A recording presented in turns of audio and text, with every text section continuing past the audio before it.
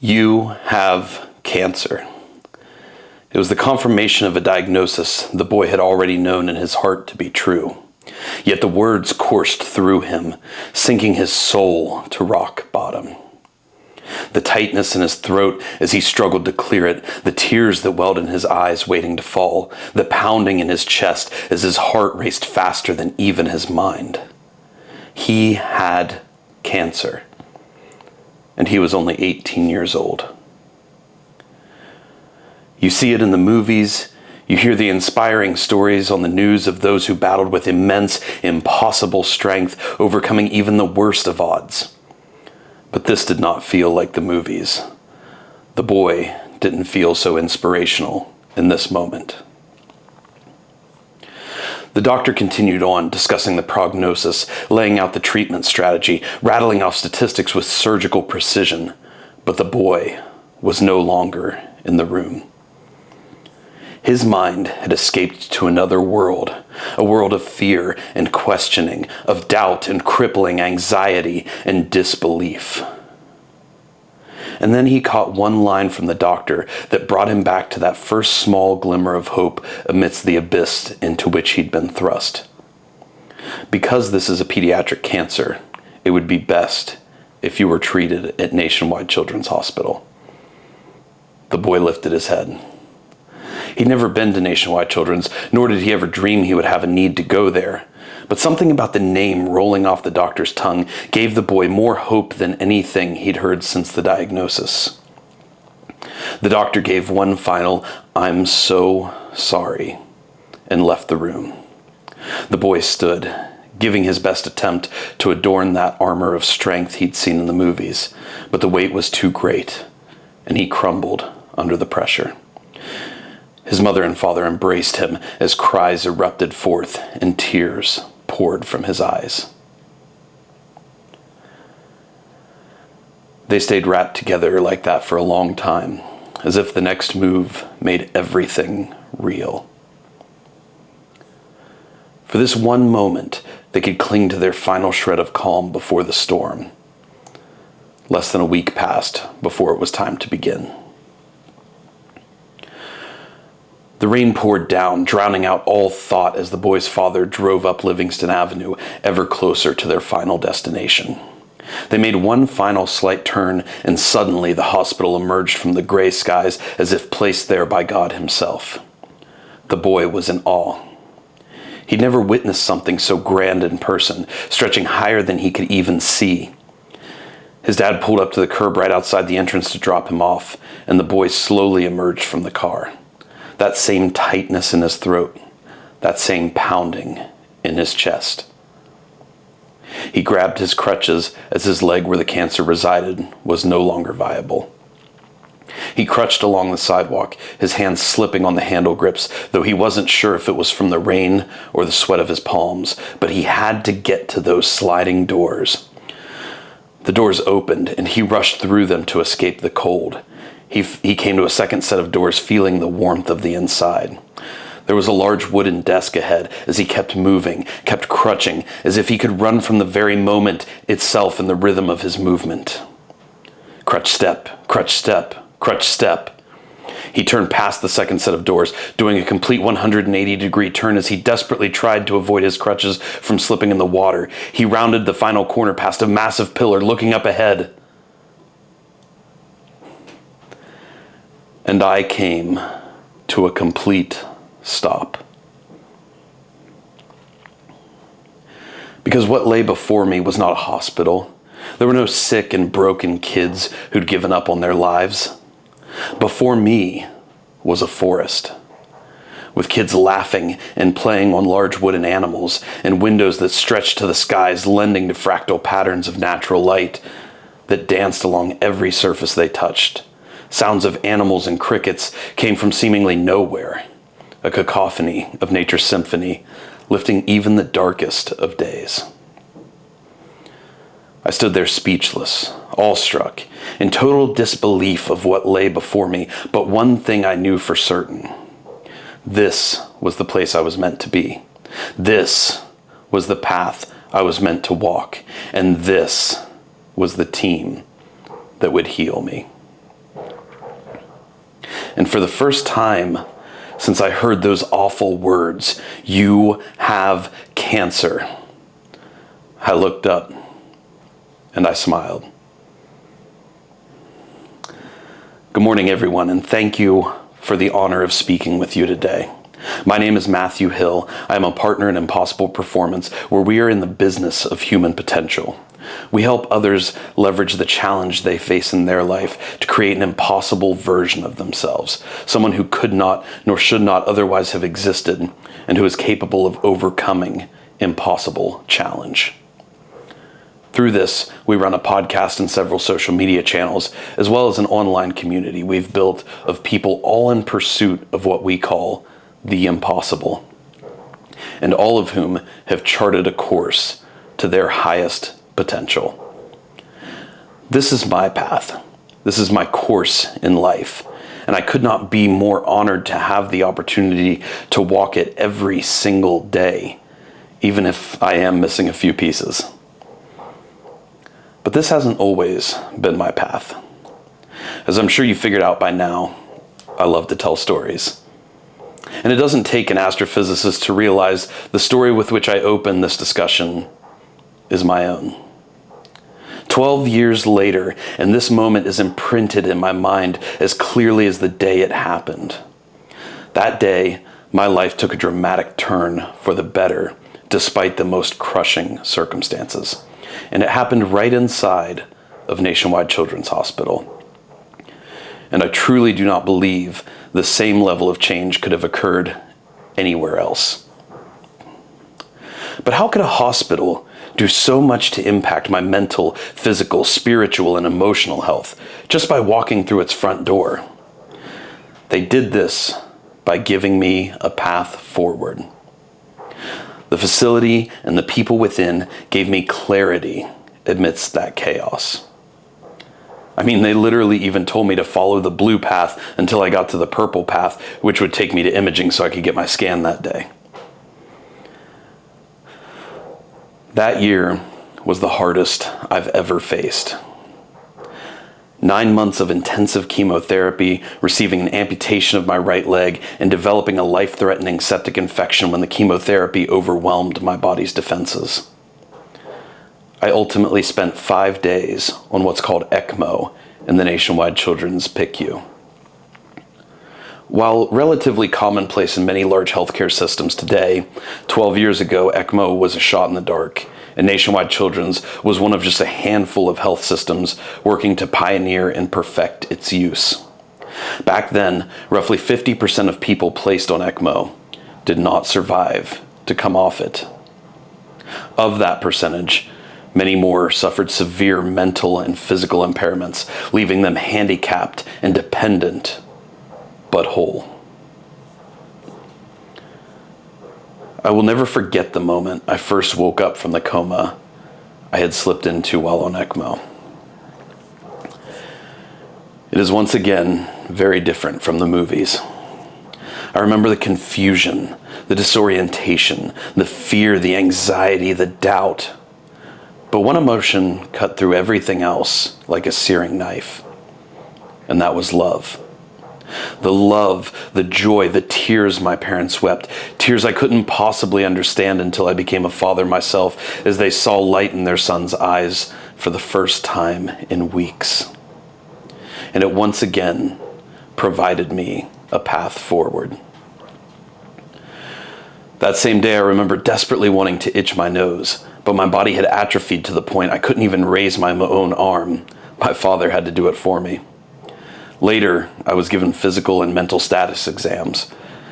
I failed first grade level acuity tests repeatedly, and my physical assessment was even worse, being informed that it would take at least 6 months of inpatient rehab if I ever learned to walk again. It would have been so easy to slip into the hopelessness of it all and allow the ensuing negative emotion to consume me. But it didn't, because I had a path forward. The love of my parents, my family, my friends, my best friend who is now my wife, my community, the global network of prayer that had formed around my care, and the team at Nationwide Children's gave me a path forward. It gave me something and someone to fight for. My father in particular was a key player in this area. He was the first one to teach me not to accept the limitations placed upon me and to keep an open mind to my own potential. He immediately started me on apps designed to train mental acuity. For every hour of physical therapy spent working with me on strengthening my atrophied body, we would spend another 2 hours practicing movements and reigniting muscle memory. And while I didn't so much appreciate it at the time, he even pulled all of the blinds at 7 a.m. every morning, flooding my hospital room with natural sunlight and resetting my circadian rhythm. Every day I had a mission to accomplish, a path to follow, and it charted the course of my ultimate success. 2 months after waking from that coma, patient transport pushed my wheelchair to those same glass sliding doors that first changed my life nearly 1 year prior. We came to a stop just shortly before the doors. I pushed down the locks on my wheelchair, took the crutches from my father's hand, and walked out of those hospital doors. The feeling of the cool winter air kissing my skin for the first time was nearly divine. And it was in that moment I knew a world of impossible potential lay before me. Now, I wish I could stand here and tell you a fairy tale story of how I never looked back from that moment and continued to push on every day of my life toward that potential, as I am so blessed to do now. But that simply would not be true. For a long time, I fell off that path that had given me so much purpose. Sometimes we do end up on the wrong path. You see, when you go from fighting every day of your life with your whole heart and your whole spirit to simply stay alive and build yourself back from nothing, it gives you purpose that nearly nothing else will. And it is immensely challenging to find that same level of purpose in day-to-day life. In the span of 24 hours, I went from fighting for my life to what we call normal life, and it left me feeling completely empty. I got a job, I went on to college, and essentially pressed play on the same life I had paused 1 year prior. Everyone around me was so happy, so thankful for my survival, for the opportunity I had before me. Everyone but me. And what's worse is I felt like I should be happy. I should be thankful. I survived impossible odds and came out the other side nearly whole. But what I didn't know at the time is that I was anything but whole. You see, while I had spent so much time, energy, and focus on rebuilding my mental and physical capacity, I had totally neglected my emotional and spiritual domains, two vital domains of performance. Every time I closed my eyes, the dreams I witnessed during my coma came surging forth, like a nightmare imprinted on my mind's eye. I couldn't escape them. None of my peers could relate to them, and I couldn't bear the thought of sharing them with another soul. I had never felt so alone in my entire life. Here I was, an 18-year-old boy who had just spent an entire year becoming more intimate with my own mortality than most experience in decades of life. How do you relate that to another peer in college? How do you find a path forward in that? There were answers to the questions had I chosen to pursue them, but I didn't. Instead, I chose to run from them. I chose escape and traveled down some dark paths that consumed me, solely driven by the need to escape my own reality. For a long time, I struggled to even speak about this part of my story for the shame I felt in its truth. But the more I've grown in recent years, the more I've been able to look at that kid with a renewed sense of empathy. He was on the wrong path, but he was still moving forward, trying to survive any way he could. And it was that path that would lead him to the exit of a new purpose he so desperately needed. Nearly 4 years later, I was running up the final hill on West Long Street, as I got my first glimpse of what I had spent the previous 13 miles searching for: the finish line. Ever since I had my leg amputated, I had dreamed of running a half marathon. As a kid who could barely walk at the time, it seemed as if that level of distance was certainly outside the realm of possibility. It was close now. I was in so much pain, but never had that faithful path shined so brightly. I continued on, past the roaring crowd, passing some runners as others passed me, each of us fighting our own unique battle in our mind as we raced towards that light of the finish. I heard them announcing the name of each runner, the victory of each moment flooding me with emotion. The moment became fully surreal, and the only thing that seemed to cut through was the cadence of my prosthetic and my foot driving to the beat of our race. Step clack, step clack, step clack. And then nearly without even realizing it, I crossed that finish line. I even ran a few steps beyond just to be sure it wasn't some dream I'd created in my mind.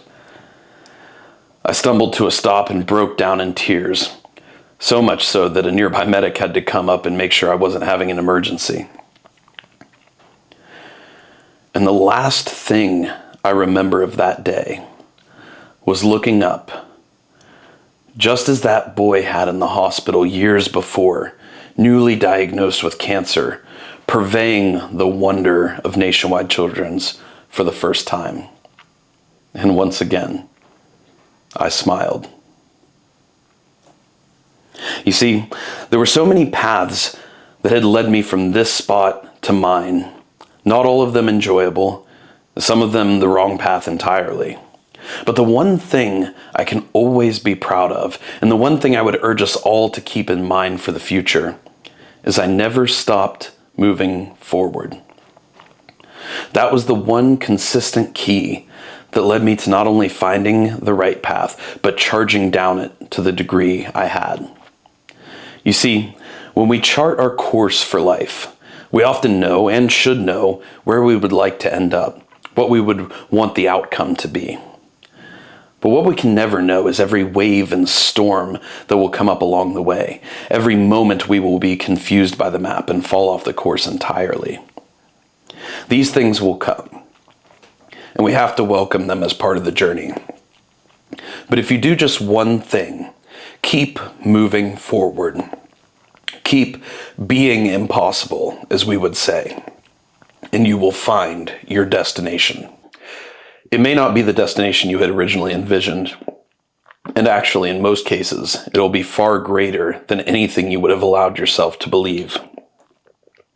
But you will find it as long as you keep moving forward down your path. Just as Nationwide Children's taught me and so many other kids to do every single day. I want to thank each of you for the opportunity to be here today. It is a true gift and an honor to be able to share my story and our message with you. The work you do is changing lives. Let me repeat that. The work you do every single day is changing the lives of kids who need it the very most. And I believe that deserves its own round of applause. I began our discussion today telling my story in the third person point of view, because while this was my story, it represents so much more than I could ever be. It represents the 1.9 million kids that Nationwide Children's and Columbus Children's Hospital have served since they first opened their doors as a 9-bed hospital in 1892. And while I will guarantee the original founders, even in their wildest dreams, had absolutely no concept of what it would grow to become, the lives and families it would impact. But I can tell you this. They never stopped moving forward down their path, a path to create a world where they lead the transformation of child health so children everywhere achieve best outcomes. And I would urge every single person here today to do the exact same. Find your path to move down and keep changing paths until you find the one perfectly aligned with your purpose, and pursue that path with everything you have. And if you can't find a path where you are currently, keep moving forward, because one just might find you, as it found me. In that opening story today, I switched to the first person point of view at the exact moment where I saw a path forward. First took responsibility for how I managed the challenge before me, and first believed in a level of potential beyond what I currently possessed. An impossible level of potential. Nationwide Children's gave me that gift. Each of you sitting here today gave me, and so many others, that gift. You gave me life. You gave me family. You gave me opportunity to move down a path of doing the impossible. And as Walt Disney himself once said, it truly is so much fun.